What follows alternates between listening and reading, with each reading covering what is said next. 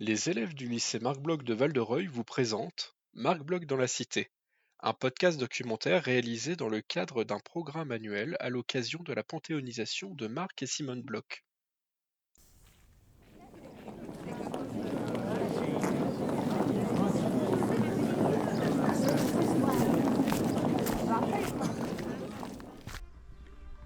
Nous sommes réunis aujourd'hui en ce 8 mars à Saint-Dié-de-Formans, un lieu chargé d'histoire et d'émotion. Devant ce monument de la résistance où furent fusillés le 16 juin 1944 30 résistants, dont Marc Bloch. Cofondateur des Annales, combattant de la Première Guerre mondiale, patriote lucide face au drame de son temps, Marc Bloch n'a pas seulement analysé l'histoire, il l'a vécue. Ici, à quelques pas d'où nous nous tenons, il fut fusillé avec 20 autres résistants. Ils avaient des âges, des parcours, des convictions parfois différents. Mais ils partageaient l'essentiel, le refus de la barbarie et la fidélité à la République. Chers élèves, votre présence aujourd'hui donne tout son sens à cette cérémonie. La résistance n'est pas seulement un chapitre de manuel scolaire, elle est un héritage vivant. Le choix de votre établissement de porter le nom de Marc Bloch et l'engagement... Nous sommes le 8 mars 2026. Dans la petite commune de Saint-Didier-de-Formans, dans l'Ain, des lycéens venus de Normandie se tiennent debout face au monument de Roussy, érigé en 1946. Ils ont fait des centaines de kilomètres depuis leur lycée de Val-de-Reuil, le lycée Marc Bloch. 82 ans jour pour jour après l'arrestation de l'historien par la Gestapo, la jeunesse d'une ville nouvelle rencontre la terre du sacrifice. Comment ce savant immense, cofondateur des Annales, professeur et martyr, est-il devenu l'un des repères académiques et républicains de la France contemporaine? Qu'arrive-t-il à un homme de science lorsqu'il quitte le papier des livres pour être gravé dans la pierre des monuments, le fronton des écoles ou le nom des promotions d'élite? Bienvenue dans ce voyage au cœur de la biographie posthume de Marc Bloch, une enquête odonymique et mémorielle pour comprendre comment la République s'est choisie un éclaireur.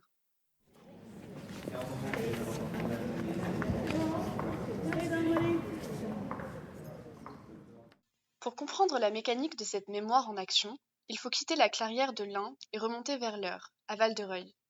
Nous sommes au milieu des années 1990. Val-de-Reuil est une ville nouvelle, un de ces laboratoires urbains sortis de terre dans les années 1970. C'est une cité moderne, mais un territoire qui souffre alors d'un vertige, celui de ne pas avoir de passé.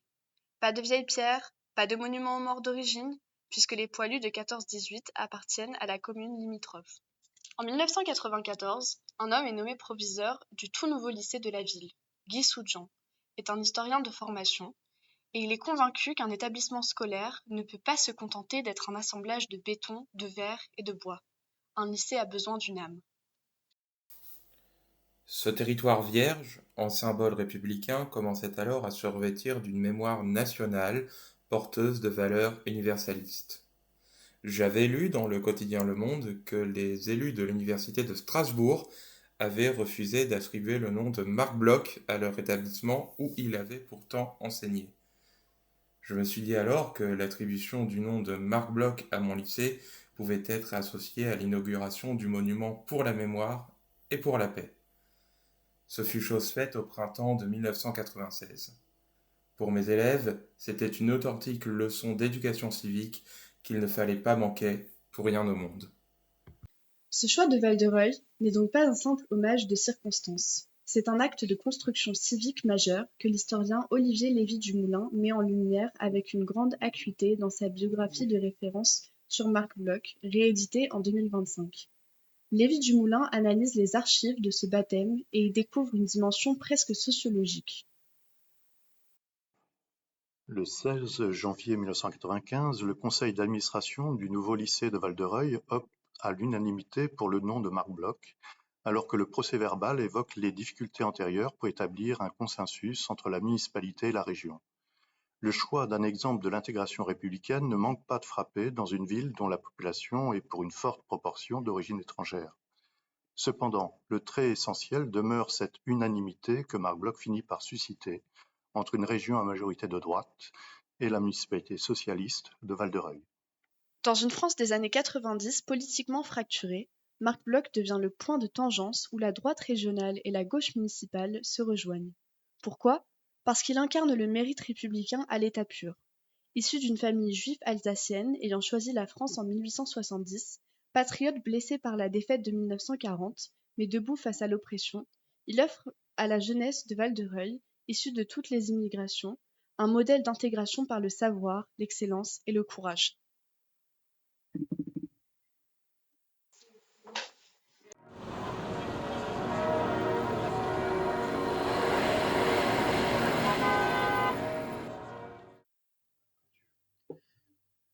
Guy Soudjian rappelait une polémique, le refus initial de l'université de Strasbourg de porter le nom de l'historien.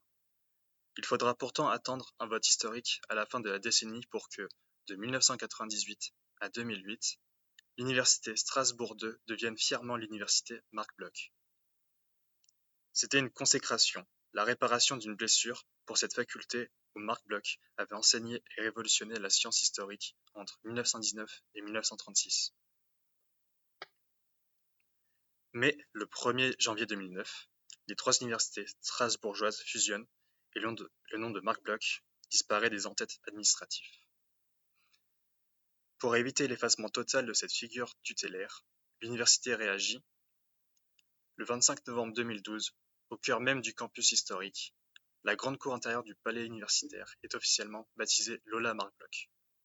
Le nom a perdu son statut de marque institutionnelle, mais il a gagné un prestigieux écrin de pierre. C'est là, sous les verrières monumentales, que les étudiants continuent chaque jour de faire vivre son esprit.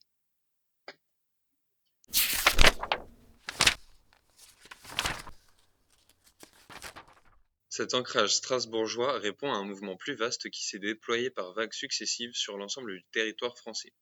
Si l'on dresse la cartographie odonymique de Marc Bloch, on s'aperçoit que donner son nom à une rue ou à une place n'est jamais un acte neutre. C'est l'affirmation d'une identité locale. Lyon, 23 avril 1945, moins d'un an après l'exécution, le conseil municipal de sa ville de naissance et de son arrestation vote l'attribution d'une rue. C'est l'hommage immédiat des larmes et des armes. Strasbourg, 11 mars 1977. La municipalité prend l'arrêté de dénomination du quai Marc Bloch à proximité de son ancien domicile de la rue de Molsheim, appuyé par une lettre fervente de l'historien Fernand Braudel. Réunion, 1985. Dans la commune du Port, une ruelle prend son nom. La mémoire de l'historien citoyen franchit les océans. Berlin, 9 décembre 1992. En pleine réunification allemande, le centre Marc Bloch est fondé. Le nom de l'historien devient le symbole d'un pont scientifique et démocratique jeté entre la France et l'Allemagne. Montpellier, 1998. Sous l'impulsion directe de son fils, Étienne Bloch, la ville attribue son nom à une école primaire ainsi qu'au bâtiment de recherche de l'université Paul Valéry. Un juste retour des choses pour la ville où Bloch avait enseigné en 1942 sous le joug de Vichy, non loin en 2013 et inauguré le lycée Marc Bloch à Sérignan. Le Bourdet-Montreuze, 8 mai 2023. On inaugure un square intergénérationnel en présence de membres de la famille Bloch, appelant l'ancrage rural de l'intellectuel traqué.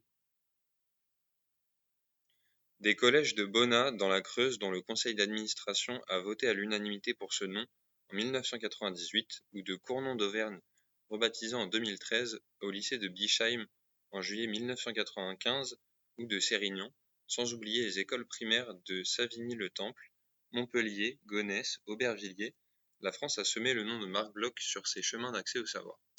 Ce n'est plus seulement une commémoration, c'est ce que le grand historien Pierre Nora a théorisé sous le nom de lieu de mémoire. La plaque de rue ou le fronton de l'école cessent d'être de simples indications spatiales, ils deviennent des objets chargés d'une volonté politique d'éducation et de transmission.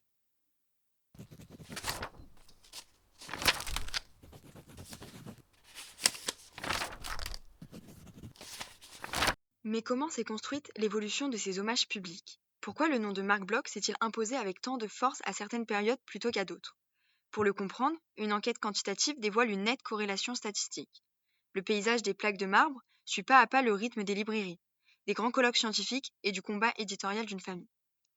En croisant les graphiques avec l'histoire éditoriale de l'œuvre et les écrits d'Étienne Bloch, parus en 1999 dans Marc Bloch, une biographie impossible, 4 phases mémorielles bien distinctes se dessinent désormais. De 1945 à la fin des années 1970, on trouve une mémoire discrète et localisée. Le souvenir reste de l'ordre de l'immédiat ou du témoignage direct. Le nombre d'odonymes et de noms d'établissements est encore très faible. On ne recense à cette époque que 3 odonymes, Lyon, Saint-Étienne et Strasbourg, et 2 écoles en banlieue parisienne, Gonesse et Aubervilliers. C'est le temps de la première édition de L'étrange défaite, en 1946, et des cérémonies officielles initiales, comme celle de la Sorbonne, le 26 juin 1945. À partir des années 1980, c'est le réveil scientifique et l'effet colloque. C'est l'effet direct du renouveau éditorial. Gallimard réédite Les Rois thaumaturges en 1983. Tandis que la mémoire traverse les océans avec la délibération d'une ruelle à La Réunion en 1985. Le centenaire de sa naissance, en 1986, amorce de grands colloques de chercheurs qui sortent Marc Bloch des bibliothèques pour le faire découvrir aux décideurs publics. Les années 1990 marquent le moment Bloch. C'est l'explosion mémorielle et civique mise en lumière par l'historien Olivier Lévy-Dumoulin. On assiste à un véritable âge d'or institutionnel et spatial, fondation du centre Marc Bloch à Berlin en 1992, naissance du site universitaire de Belfort en 1994, baptême en 1995 des lycées de Val-de-Reuil ou de Bischheim. En 1998, l'université Strasbourg II prend son nom. Les hommages se multiplient dans les rues et les parvis, à l'instar de Guéret, Guyancourt, Paris ou encore Le Havre. Le nom de l'historien s'impose également pour baptiser des promotions d'élite, élève et officier de Saint-Cyr Coët-Quidan en 1995 ou encore l'ENA en 1996. C'est le pic où sa figure devient une boussole civique majeure. Dans les années 2000 à 2010, c'est le reflux mémoriel. Après l'effervescence des années 90, le mouvement s'essouffle. Les années 2000 ne voient naître qu'une seule impasse à La Roche-la-Molière en 2009 et aucune nouvelle institution d'envergure. Les années 2010 marquent un repli sur des hommages très locaux et de proximité, tels qu'à Sérignan ou encore à la bibliothèque de Saint-Didier-de-Formans. Malgré le séisme médiatique de l'appel des 17 historiens dans le Figaro littéraire en juin 2006, demandant sa panthéonisation, la ferveur collective semble s'être endormie.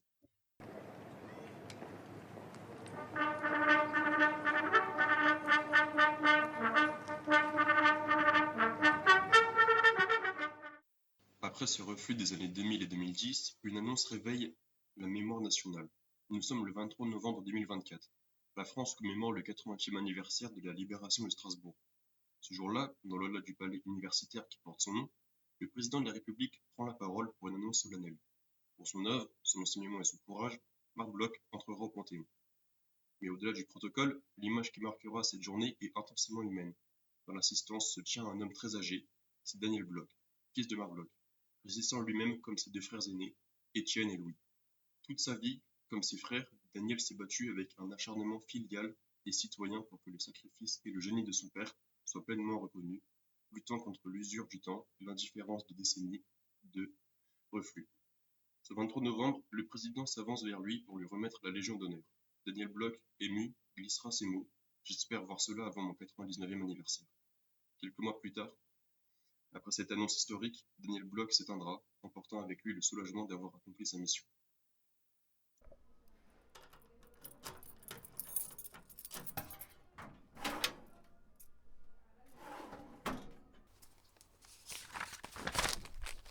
Mais face à cette reconnaissance institutionnelle retrouvée après des années de crue mémorielle, une question demeure.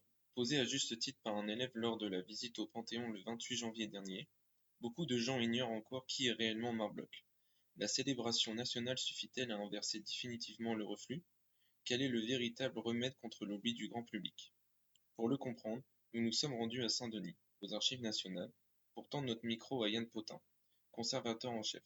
Pour lui, si le monument est une réponse politique, l'archive est une garantie d'une toute autre nature face au cycle de l'oubli. Les archives, c'est une autre façon pour des publics plus spécialisés, parce qu'en général, c'est pas qu'elles sont difficiles à lire, c'est que d'abord elles sont ici, à Saint-Denis, il faut venir les voir, mais elles disent peut-être autre chose que les livres, ne serait-ce que parce que c'est son écriture, c'est ses notes, c'est ses dossiers, parfois il y a des photos, parfois il y a des choses qui, comme dans tous les papiers personnels, qui évidemment évoquent beaucoup plus l'intimité que, disons, simplement l'expression de la pensée comme dans les livres. L'archive préserve l'homme derrière le mythe. Mais alors que le nom de Marc Bloch va intégrer la crypte républicaine, en quoi ce travail de conservation dans l'ombre des dépôts est-il essentiel pour prémunir l'histoire contre un nouveau reflux, contre le risque de devenir un simple symbole figé?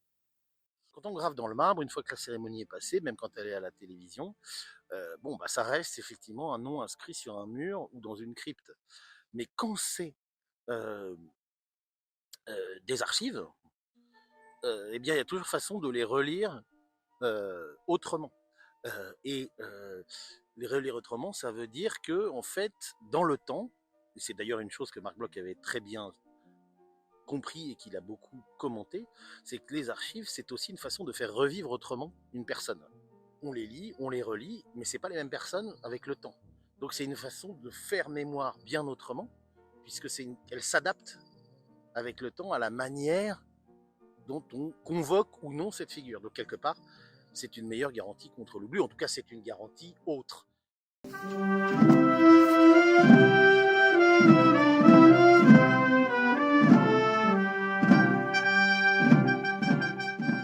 Nous y voilà. Nous sommes au seuil du 23 juin 2026. 82 ans après son exécution, la nation s'apprête à faire franchir à Marc Bloch les portes de la crypte des grands hommes. Cette décision politique majeure vient clore les oscillations de l'histoire, couronnant le combat de sa famille, mais aussi celui initié par les 17 historiens de renom dans le siège d'Emmanuel Leroy-Ladurie.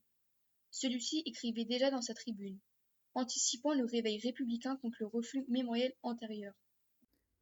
Immense historien, grand résistant, il fut le fondateur des Annales. En ces temps où les communautarismes ne cessent de croître, où le sentiment patriotique ne cesse d'être dénigré, ce fervent républicain mérite de la France une reconnaissance particulière et une place de choix au panthéon des gloires nationales. Mais au-delà de l'hommage solennel rendu par l'État, que signifie ce moment pour ceux qui font vivre concrètement cette mémoire au quotidien? Depuis Rio de Janeiro au Brésil, où elle coordonne un colloque international, Suzette Bloch, la petite-fille de l'historien, a fait parvenir un message puissant aux lycéens de Val-de-Reuil le 6 mai 2026. Pour elle, l'entrée au Panthéon ne doit pas figer son grand-père, elle doit ouvrir une ère nouvelle. Vous donnez du sens à cette panthéonisation, ce suprême acte de reconnaissance de la République aux grands hommes. Cette panthéonisation ô combien politique commence à ressembler à une deuxième vie pour mon grand-père, car sa grandeur et son engagement citoyen sont plus fortes que l'instrumentalisation mémorielle. Pour terminer, relisons ensemble un extrait de L'étrange défaite qui résonne particulièrement avec la période que nous traversons. La France d'un nouveau printemps devra être la chose des jeunes. Je n'aurai pas l'outrecuidance de leur tracer un programme. Ils en tireront eux-mêmes les lois au fond de leur cerveau et de leur cœur. Ils en adapteront les contours aux leçons des événements. Nous les supplions seulement d'éviter la sécheresse des régimes qui, par rancune ou orgueil, prétendent dominer les foules sans instruire ni communier avec elles. Les mots de Suzette Bloch résonnent avec force. En liant l'œuvre à l'action, l'hommage populaire dépasse l'instrumentalisation. Comme le rappelait le maire de Saint-Didier-de-Formans devant les lycéens normands, ces hommes ne se sont pas combattus pour la haine, mais pour la dignité humaine. Ils n'ont pas donné leur vie pour le passé, mais pour l'avenir, votre avenir. La mémoire d'un homme comme Marc Bloch ne repose pas à un seul endroit. Elle vit d'abord aux Archives nationales, dans l'ombre. C'est le lieu de la vérité brute, là où les documents et les preuves permettent de comprendre sa vie charnelle et scientifique. Sans les archives, l'histoire risquerait de s'effacer ou d'être déformée. Mais cette mémoire culmine désormais au Panthéon, là où Marc Bloch quitte définitivement le papier pour être gravé dans le marbre national. Le monument ne sert pas à stocker des informations. Il transforme le parcours d'un homme en une boussole pour la République. Finalement, les archives conservent l'homme, tandis que le Panthéon célèbre son message. Pour les élèves de Val-de-Reuil, ce voyage mémoriel entre la preuve de l'archive et le vécu de la pierre rappelle que pour savoir où l'on va, il faut d'abord comprendre d'où l'on vient. L'effervescence éditoriale exceptionnelle de cette année 2026, marquée par pas moins de 8 rééditions ou parutions simultanées programmées pour mai 2026, de l'étrange défaite aux caractères originaux de l'histoire rurale, prouve que sa popularité scientifique et civique est sortie ragaillardie de ses anciens reflux et demeure intacte. Marc Bloch nous a laissé cette formule fondamentale. L'incompréhension du présent naît fatalement de l'ignorance du passé. en inscrivant son nom au coin de nos rues, dans les cours de nos universités et au-dessus de nos tableaux de l'école, la République s'assure que nous n'oublierons ni sa méthode ni son sacrifice. Nous arrivons à la fin d'un processus, nous arrivons à la fin d'un cycle. Le 23 juin 2026, 82 ans après sa mort, Marc Bloch rejoindra enfin le Panthéon. Il rejoindra Missak et Méline Manouchian, Jean Zay, Pierre Brossolette, Jean Moulin évidemment, Simone Veil, Germaine Tillon, Geneviève Antonius de Gaulle et Joséphine Baker. Le 23 juin, nous pourrons pavoiser notre ville et ses écoles. Léon Blum déporté à Ravensbrück, Jean Moulin assassiné par la Gestapo, par Klaus Barbie à Lyon, lui aussi. Louise Michel, révolutionnaire et féministe, déportée en Nouvelle-Calédonie. Victor Hugo, le chantre de toutes les libertés, exilé à Guernsey et Jersey. Et puis nous pourrons surtout le 23 juin, devant le Panthéon, voir 20 de nos lycéens, 3 de nos professeurs et la proviseure du lycée Marc Bloch, assister à cette panthéonisation avec les représentants de 2 autres lycées, le lycée de Bichem, en Alsace, et le lycée de Sérigny, après de Montpellier. On connaît la devise de Marc Bloch, Delixit Veritatem. Il aimait la vérité. C'est le fondateur de l'école des Annales avec Lucien Febvre. L'homme qui préférait analyser les signaux faibles, les mouvements longs, qui préférait aux héros de carton, aux mythes un peu faciles, analyser ce qui faisait la grandeur de notre pays, sa fondation, son processus de création, de construction, et aujourd'hui les valeurs qui sont les nôtres. C'est cet homme qui a été fusillé, arrêté par la Gestapo française, sur l'ordre d'un homme dont on retrouve aujourd'hui l'identité et qu'on surnommait Gueule tordue, un assassin, une sorte de boucher.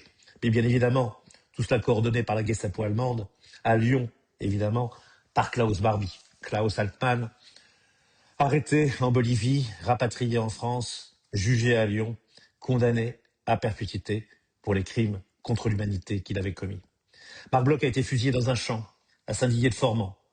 On raconte une histoire qu'il aurait eu le courage, peu avant le moment où il allait être fusillé, de dire à un jeune résistant qui allait être fusillé avec lui, « Tu verras, ça ne fera pas mal ». Et ensuite, de défier le peloton d'exécution, en criant « Vive la France ».